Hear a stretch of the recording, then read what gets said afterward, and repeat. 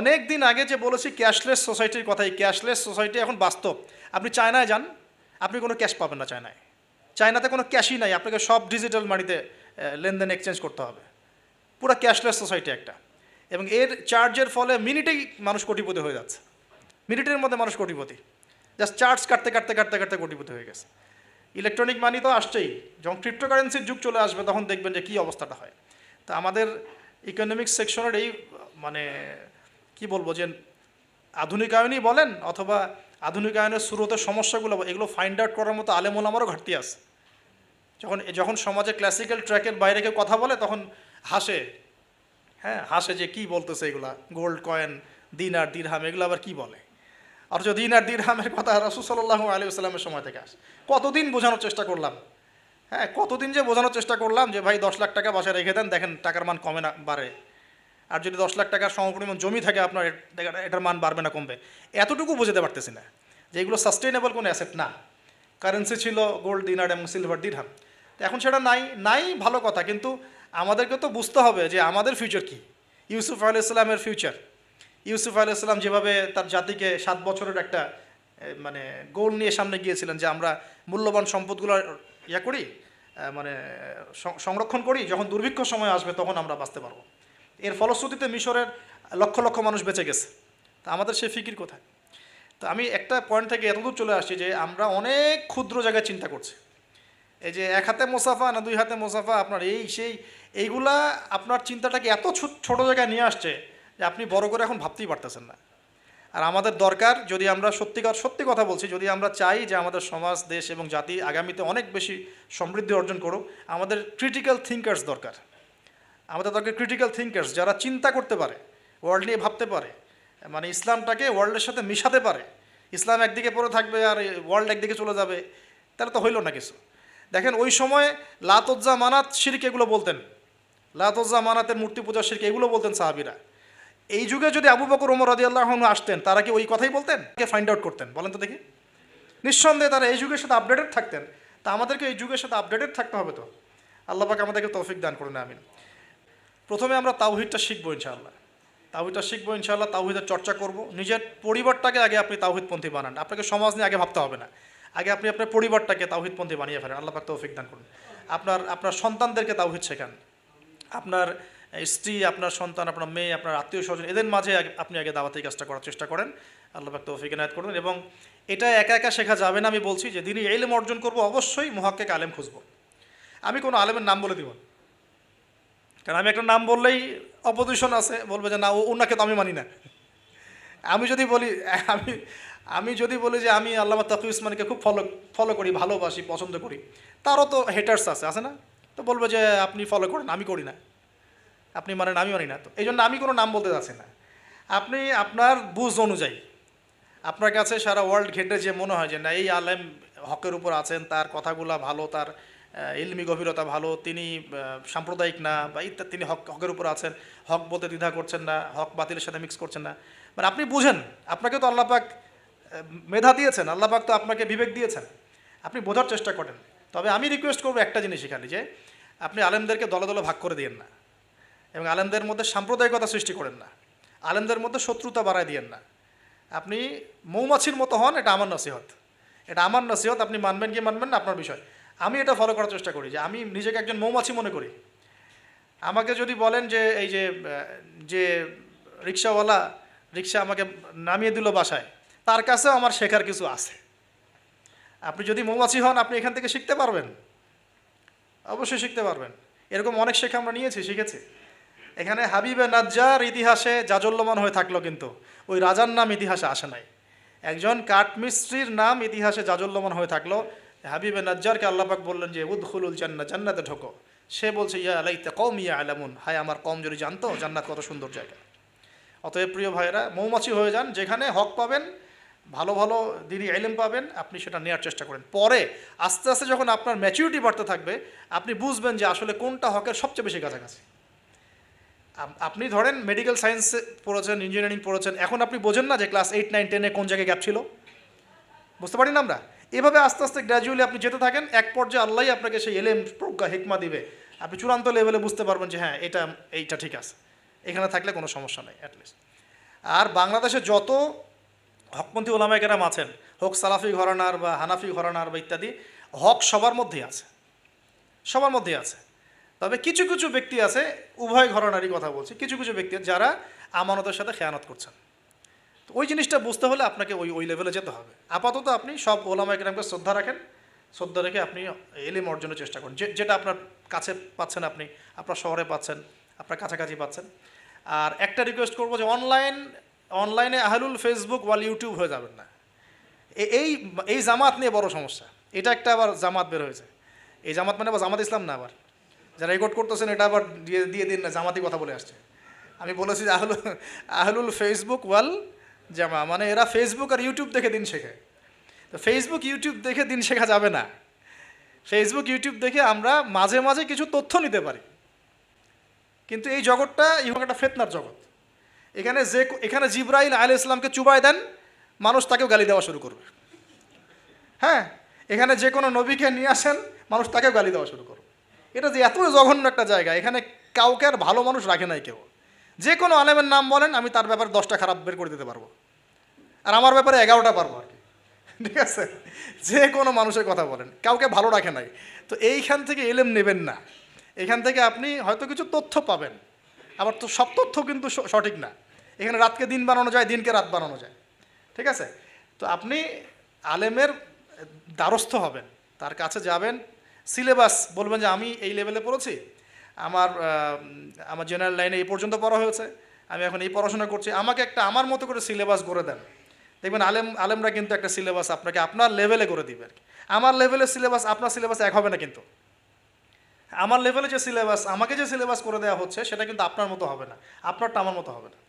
আপনাকে আমি যদি বলি, আপনাকে প্রথমে দেওয়া হবে কোরআন তেলাওয়াত শেখার ব্যাপার, নুরানি শিখবেন আপনি আগে, তারপর নাজেরা শিখবেন, তারপর আপনি হিপসে কিছু অংশ হিপস করবেন, তারপরে আরবি, যে এসো আরবি শিখি টাইপের বইগুলো আছে, এসো সরফ শিখি, এসো নাহু শিখি, এগুলো শিখবেন, ক্লাসিক্যাল অ্যারাবিক ল্যাঙ্গুয়েজ শিখবেন, তারপরে আপনি এবারত পড়ার যোগ্যতা অর্জন করবেন, দেন আপনি আস্তে আস্তে হাদিসের কেতাবগুলো মোতালা করবেন, এইভাবে যাবেন, সিরাত পড়বেন। কিন্তু সবার সিলেবাস তো একরকম হবে না। এই সিলেবাস ভিত্তিক পড়াশোনা না করলে, বিক্ষিপ্ত পড়াশোনা, আজকে এই বই, কালকে ওই বই, কালকে সেই, একদম মাথাটা ম্যাসাকাট হয়ে যাবে। এই বিক্ষিপ্ত মাথা দিয়ে আপনি না কিছু চিন্তা করতে পারবেন, না সত্য মিথ্যা বুঝতে পারবেন। তখন আপনার মাথাটাকে যে কোনো দিকে নিয়ে যাওয়া সম্ভব। আমার মাথা এত সহজে যে কোনো দিকে নেওয়া সম্ভব হবে না ইনশাআল্লাহ, বিকজ আমি এগুলো সব ঘাটাঘাটি করেছি। এমন একটা কথা বললেই আমি ফট করে গ্রহণ করবো না, কিন্তু আমি কিন্তু বিষয়টাকে অনেক গভীরে গিয়ে যাচাই বাছাই করে তারপর সিদ্ধান্তে আসার চেষ্টা করব। কিন্তু যারা বিক্ষিপ্ত মানসিকতার, যে কোনো দিকে নেবেন, বাতাস ওই দিকে দৌড়ানো শুরু করবে আর কি। এবং বাংলাদেশে যে চরমপন্থার যে একটা ব্যাপার আছে না, চরমপন্থী একটা আকীদার ব্যাপার আছে, এইটা এই বিক্ষিপ্ত মানসিকতারই ফলশ্রুতিতে হয়েছে। তারা যদি কনস্ট্রাকটিভ সিলেবাসে পড়াশোনা করতো না, তাদের মানসিকতা এমন হতো না, কিন্তু উগ্র হতো না। তারা বুঝতো, সমাজ বুঝতো, রাষ্ট্র বুঝতো, বিশ্ব বুঝতো, ওইভাবে তারা ইসলামকে নিয়ে যাওয়ার চেষ্টা করতো। আল্লাহ পাক আমাদের সবাইকে এই বুঝগুলো অর্জন করার তৌফিক দান করুন। তাওহীদের চর্চা, পরিবার সমাজ, আস্তে আস্তে আত্মীয়দের মধ্যে, এবং দিনী ইলম অর্জন, ওলামায়ে কেরামের সোহবত, এই কথাগুলো বেসিক কথা।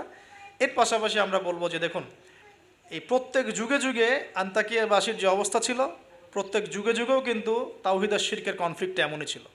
আপনি আবু জাহেলের যুগ বলেন, আবুল আহাবের যুগ বলেন, ওতবা সাহেবার যুগ বলেন, ফেরাউন নমরুদের যুগ বলেন, সেম হিস্ট্রি।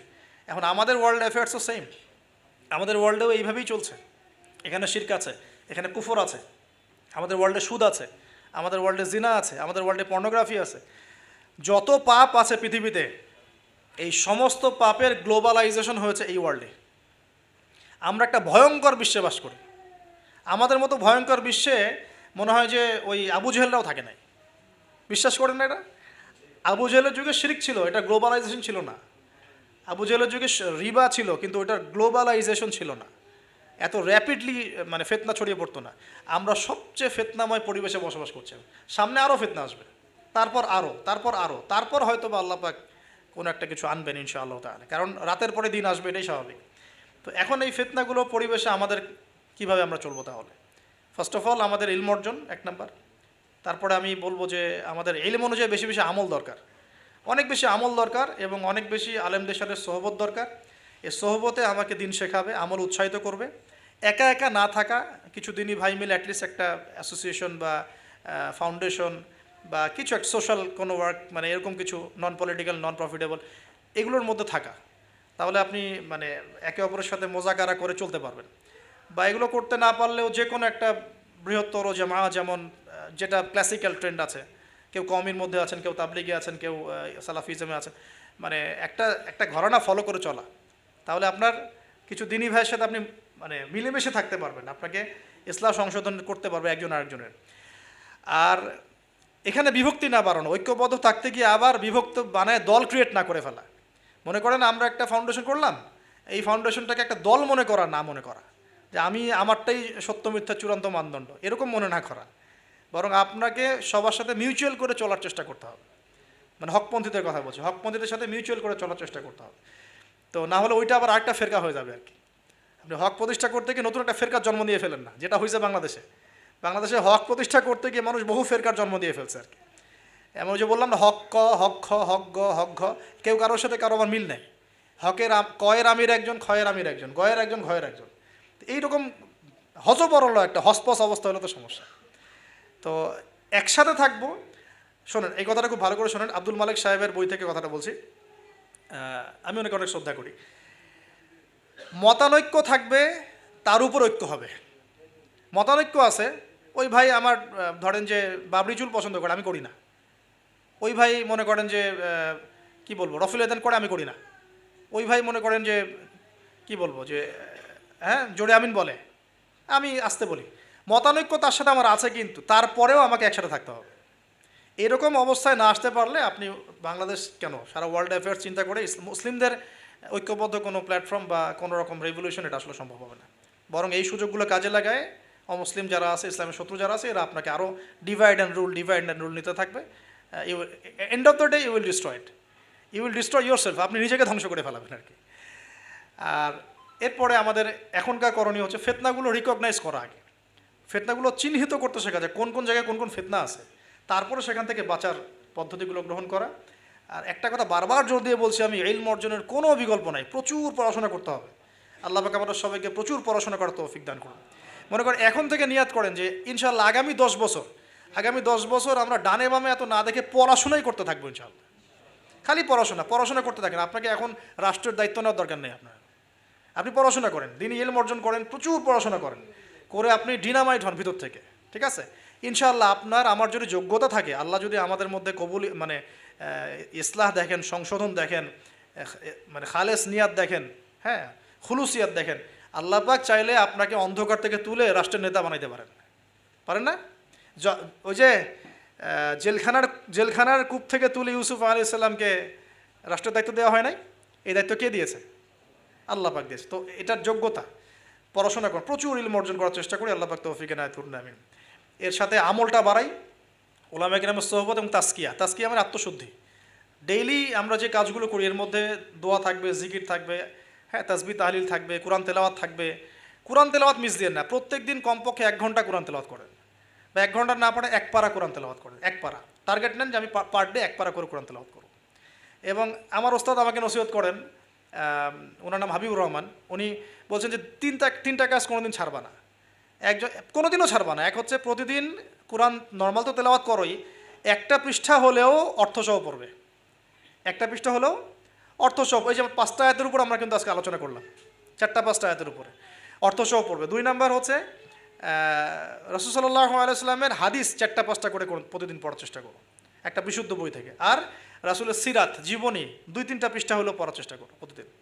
এই কাজগুলো করলে হয় কি, ঈমান তাজা হয়। আপনি অজুর ফজিলত জানেন, অনেক দিন আগে পড়েছেন, এখন অজু করতে গেলে সেই ফিলটা আপনি পাবেন না। আপনি এখনই অজুর ফজিলতটা আরেকবার পড়ে যান, দেখেন আপনি অজু করতে গেলে একটা ফিল পাবেন যে এটা আমার গুনাহ মাফ হচ্ছে এখান থেকে। এটা হচ্ছে ইলম অর্জনের ফলে আমাদের কিন্তু ঈমানটা রিচার্জ হয়। তো আমলটা বাড়াই, ডেইলি এই আমলগুলো চালু করি, জিকির আজগার, তাসবিহ তাহলিল। পারিবারিক তালিম করতে পারলে খুব বেশি ভালো হয়। হ্যাঁ, পরিবারে দাওয়াত দিব, পরিবারে আমরা এগ্রেসিভ হব না, পরিবারে অলওয়েজ দাওয়াত দিবেন। পরিবারবর্গ ইসলাম মানে দাওয়াতের পথে আসলো কি না, হ্যাঁ আপনার সংশোধনের পথে আসলো কি না, এটা নিয়ে এত বেশি ওভার ব্লাস্টেড হওয়ারও দরকার নাই। আমার দায়িত্ব দাওয়াত দেয়া, বোঝানোর, ভাই বুঝিয়েছি, দোয়া করি আল্লাহর কাছে, আল্লাহ যেন সবাইকে হেদায়েত দেন, ব্যাস দ্যাটস অল, আপনার কাজ হয়ে গেছে। এরপরে আমরা আমাদের সামর্থ্য অনুযায়ী দাওয়াতি কাজ অব্যাহত রাখবো। হয়তো ওলামায়ে কেরামের সোহবতে বা যে যেভাবে করছেন আলহামদুলিল্লাহ, প্রতিষ্ঠিত কোনো জামায়াতের মধ্য দিয়ে, অথবা ক্লাসিক্যাল ইসলামিক ট্রেন্ডে যে যেভাবে কাজ করছেন আলহামদুলিল্লাহ। এই কাজগুলোকে সমন্বয় করাটাই চ্যালেঞ্জ। বাংলাদেশে প্রচুর কাজ হয় ইসলামের। আল্লাহ পাক কাকে যে কবুল করবেন, আমি খুব মনে মনে দোয়া করি আল্লাহ পাক যেন একজন যোগ্য মানুষকে কবুল করেন, যিনি এই দিন ইসলামের যে কাজগুলো দেশে চলছে এগুলোকে যেন ইউনাইটেড করতে পারে আর কি। এইটা চ্যালেঞ্জ আর কি। কাজ যে হচ্ছে না তা না, কাজ প্রচুর হয়, দিনই কাজ প্রচুর। আমাদের মসজিদের অভাব নাই, মাদ্রাসার অভাব নাই, মক্তবের অভাব নাই, কিন্তু বিশ্বাস করেন যে ওই যে ইসলামের ইকামাত, ওই ইকামাতের ছিটাফোটাও নাই আমাদের মধ্যে। অতএব এটাকে আমাদের মধ্যে আল্লাহ পাক যেন যোগ্য ওমরের মতো কোনো মানুষকে দিয়ে কবুল করে না, আমিন। আল্লাহ পাক আমাদেরকে এই যুগের আবু বকর, ওমর, ওসমান, আলী হওয়ার তৌফিক দান করে না, আমিন। তো শেষ কথা হলো যে এই জিনিসগুলো আমরা পরিবারে এস্টাবলিশ করার চেষ্টা করি, হালাল খাই, এই কথাটা বলতে ভুলে গিয়েছিলাম। রিজিকের মধ্যে আমরা একটু হালালত্বের চেষ্টা করি, হারাম থেকে বাঁচার চেষ্টা করি। মেয়েদের থেকে সতর্কতা অবলম্বন, মেয়েদের থেকে সতর্ক থাকেন। আপনার রিজিকের সামর্থ্য হয়ে গেছে, আপনি বিয়ে করে ফেলেন, কিন্তু কোনো রকমের হারাম কোনো সম্পর্কের দিকে যাবেন না। খুবই খারাপ জিনিসটা। যার মধ্যে জিনা ঢুকে যাবে সে কখনো আল্লাহর মারেফত অর্জন করতে পারবে না। যার মধ্যে জিনা ঢুকে গেছে এর মনটা পবিত্র হতে পারবে না। তো মনের মধ্যে শয়তানি কিলবিল করবে, মনটা পবিত্র হতে পারবে না। পর্ন দেখার অভ্যাস থাকলে বাদ দেই। মেয়েদের দিকে তাকালে চোখ নিচু করার অভ্যাস করার চেষ্টা করি। আমি তো আপনাদের শহর ঘুরে ঘুরে আসলাম একটু আগে, তো এখানে তো চোখের হেফাজত করাটা ঢাকার মতোই কঠিন, ঢাকার মতোই কঠিন। তো এখানে আপনাদেরকে আরও বেশি ইমানের পরিচয় দিতে হবে। আমাদের সবাইকে আল্লাহ পাক তৌফিক দান করুন, আমিন। চক্ষু নিচু করা, পারলে বিয়ে শাদী করে ফেলা এবং পর্ন থেকে দূরে থাকা। অহেতুক আমরা ইউটিউব, ফেসবুকে অনেক মুভিজ দেখি, এটা দেখি, ক্লিপ দেখি, এগুলো বন্ধ করতে হবে। যদি আমরা সত্যিকার অর্থেই চাই যে ইসলাম নিয়ে কিছু করতে, এ যুগের আবু বকর, ওমররা যেভাবে চিন্তা করতেন ওইভাবে চিন্তা করতে হবে। আল্লাহ পাক আমাদের সবাইকে কবুল করুন, আমিন। আর আমাদের সন্তানদের ব্যাপারে আমরা ফিকির করব, তাদেরকে আমরা কোথায় পড়াবো, কিভাবে মানুষ করব, এই বিষয়গুলো ফিকির করব। একটা ফিকির আমি ঢুকাই দিচ্ছি আজকে, এই ফিকিরটা নিয়ে এত হার্ডলি কখনো বলি নাই, এখন বলছি। সেটা হলো ফিজিক্যালি ফিট থাকার চেষ্টা করবে।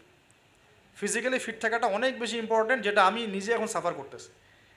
এই যে মাহফিল টাহফিল এগুলো, ঘুম হয় না, খাওয়া ঠিক নাই, জার্নি এই করতে করতে মানে দেখা যাচ্ছে যে আমরাও ফিজিক্যালি অনেক সময় এই বয়সেও দুর্বল হয়ে যাচ্ছি, মানে ইফোর্ট দিতে পারছি না, ইত্যাদি ইত্যাদি। অথচ রোজা রেখে আমি নিজে, আমার মনে আছে রোজা রেখে আমি 2 বেলা 2টা ম্যাচ খেলেছিলাম। কি টার্গেট ছিল, তামিম ইকবাল হব, কি একটা অবস্থা। হ্যাঁ, এবং আলহামদুলিল্লাহ অল্প সময় অনেক দূর গিয়েছি। আল্লাহ পাক ওই হিস্ট্রিটা মিটিয়ে দিয়েছেন, আমি শুকরিয়া আদায় করি আল্লাহর কাছে। কিন্তু এখন কিন্তু আপনি সেটা আমি পাচ্ছি না। আমি এখন আমাদের বাসায় যে রানিং মেশিনগুলো আছে এগুলোতে দেখা যায় 20-30 মিনিট দৌড়ালে আমি হাঁপায় যাচ্ছি। আমার এখনও মনে আছে যে আমি একটা রংপুর যে ক্রিকেট গার্ডেন একটা ইয়াস আশরাফুল ওই সময় খেলতো, ওইখানে আমরা 10 রাউন্ড দিয়েছি, 10 রাউন্ড। তো এই ফিজিক্যাল ফিটনেসের ব্যাপারটা খুব গুরুত্ব দিচ্ছে এই কারণে, কারণ আমরা যদি ইসলাম পালন করতে চাই, আল্লাহর ইবাদত করতে চাই, দিনের জন্য কিছু করতে চাই, ফিজিক্যালি ফিট থাকতে হবে। এই জন্য খাওয়ার ব্যাপারে সতর্ক হন। খাওয়া, আমরা তো মাশাআল্লাহ একটু আগে খাবার তো মানে আসছি, আমরা আলোচনা শুনতে খাওয়া শুরু করলাম। মানে বিশ্বাস করেন আমরা গরু খাওয়া মুসলিম হয়ে গেছি। আমরা এখন খালি গরু, শুক্রবার মানে কি গরু খাও। আসল কথা হচ্ছে এই গরু গোশত খাওয়া তো ফরজ না, তাওহীদের উপর থাকা ফরজ, সুন্নত প্রতিষ্ঠা করা ফরজ। যেগুলো যেগুলো আরাম লাগে সেগুলো আমরা খুব করতে চাই, আর যেগুলো করতে কষ্ট এগুলো আমরা করতে চাই না। এবং উত্তম ভবিষ্যতের স্বার্থেই এগুলো না করা উচিত, ঠিক আছে। তো কিছু পরিবর্তন আমাদের মধ্যে আনতে হবে, এটা তার মধ্যে অন্যতম একটা।